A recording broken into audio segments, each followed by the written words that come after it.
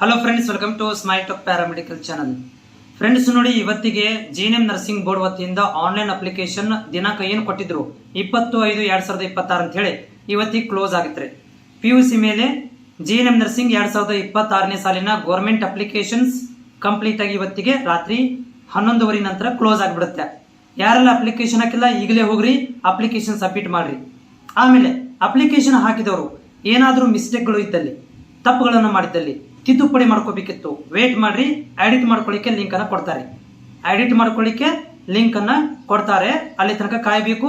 ಅಥವಾ ನಾನು ಲಿಂಕ್ ಬಂದ ತಕ್ಷಣ ನಿಮಗೆ ಅಪ್ಡೇಟ್ ಕೂಡ ಮಾಡ್ತೇನೆ, ಆಯ್ತ್ರಿ.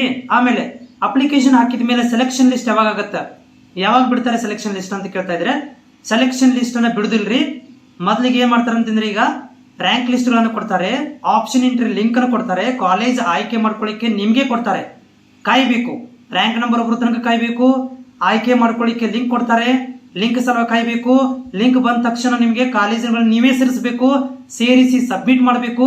ಎಲ್ಲವನ್ನು ನಾನು ಹೇಳ್ತೇನೆ ರೀ, ಸ್ಟೆಪ್ ಬೈ ಸ್ಟೆಪ್ ಅನ್ನ ಅರ್ಜೆಂಟ್ ಮಾಡೋ ಹಾಗಿಲ್ಲ. ಎಲ್ಲಾನು ಸ್ಟೆಪ್ ಬೈ ಸ್ಟೆಪ್ ಕೌನ್ಸಿಲಿಂಗ್ ಮಾಡ್ತಾ ಹೋಗ್ತಾರೆ. ಎಲ್ಲಿ ಹೋಗೋ ಹಾಗಿಲ್ಲ, ಮನೇಲಿ ಕುತ್ಕೋಬೇಕು. ಮೊಬೈಲಲ್ಲೇ ನೀವು ಕಾಲೇಜ್ ಸೆಲೆಕ್ಟ್ ಮಾಡ್ಕೋಬಹುದು, ಇಲ್ಲಪ್ಪ ಅಂದ್ರೆ ನೆಟ್ ಸೆಂಟರ್ಗೆ ಹೋಗಿ ಮೊಬೈಲ್ಗಳನ್ನ ಸೆಲೆಕ್ಟ್ ಮಾಡ್ಕೊಂಡು ಸಬ್ಮಿಟ್ ಮಾಡ್ಕೋಬೇಕು. ನೀವು ಹಾಕಿರುವಂತ 5 ಕಾಲೇಜು, 10 ಕಾಲೇಜು, 20 ಕಾಲೇಜುಗಳಲ್ಲಿ ಒಂದು ಕಾಲೇಜನ್ನ ನಿಮ್ಮ ರ್ಯಾಂಕು, ನಿಮ್ಮ ಪರ್ಸೆಂಟೇಜ್ ತಕ್ಕಂಗೆ ಸೀಟ್ ಹಂಚಿಕೆಗಳನ್ನ ಮಾಡ್ತಾರೆ. ಪ್ರೊಸೀಜರ್ ದೊಡ್ಡದಿದೆ, ಕಾಯಬೇಕು. ಮುಂದಿನ ತಿಂಗಳಲ್ಲಿ ಸ್ಟಾರ್ಟ್ ಆಗುತ್ತೆ, ಈ ತಿಂಗಳು ಸ್ಟಾರ್ಟ್ ಆಗೋದಿಲ್ಲ. ಮುಂದಿನ ತಿಂಗಳ ಮೊದಲನೇ ವಾರದಲ್ಲಿ ಏನಾದರೂ ಮಾಹಿತಿ ಬರುತ್ತೆ, ಅಥವಾ ಕಾದ್ ನೋಡೋಣ ಏನಾಗತ್ತೆ ಅಂತೇಳಿ. ಎಲ್ಲ ಅಡ್ವಾನ್ಸ್ ಮಾಹಿತಿ ಕೊಡ್ತಾ ಹೋದರೆ ಡೆಮೋ ತೋರಿಸೋರು ಯಾರು, ಅದು ಬರಲಿ. ಡೆಮೋ ಲೈವ್ ಅಲ್ಲಿ ಬಂದು ಡೆಮೋನಿಗೆ ತೋರಿಸ್ತೇನೆ, ಟೆನ್ಷನ್ ತಗೊಳ್ಳೋ ಹಾಗಿಲ್ಲ. ಸೆಲೆಕ್ಷನ್ ಲಿಸ್ಟ್ ಬಿಡೋಂಗಿಲ್ಲ, ಕಾಲೇಜ್ ಸೆಲೆಕ್ಷನ್ ನಿಮ್ಮ ಕೈಯಲ್ಲಿರುತ್ತ. ಈಗ ಅಪ್ಲಿಕೇಶನ್ ಹಾಕಿದವರು ರ್ಯಾಂಕ್ ಲಿಸ್ಟ್ ಸಲುವಾಗಿ ವೇಟ್ ಮಾಡಬೇಕು. ರ್ಯಾಂಕ್ ನಂಬರ್ ಬರೋ ತನಕ ಟೆನ್ಷನ್ ತಗೊಳ್ಳೋ ಹಾಗಿಲ್ಲ.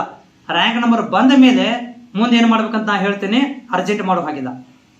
ಮತ್ತೇನಾದ್ರು ಡೌಟ್ ಇದ್ರೆ ಕಾಮೆಂಟ್ಸ್ ಬಾಕ್ಸ್ ಓಪನ್ ಇದೆ, ಚಾನಲ್ ಸಬ್ಸ್ಕ್ರೈಬ್ ಮಾಡ್ಕೊಳ್ರಿ. ನನಗೆ ಡೌಟ್ ಅನ್ನ ಕ್ಲಿಯರ್ ಹಾಕ್ರಿ, ಫ್ರೀ ಇದ್ದಾಗ ನಿಮ್ಗೆ ವಿಡಿಯೋ ಮುಖಾಂತರ ತಿಳಿಸ್ತೇನೆ.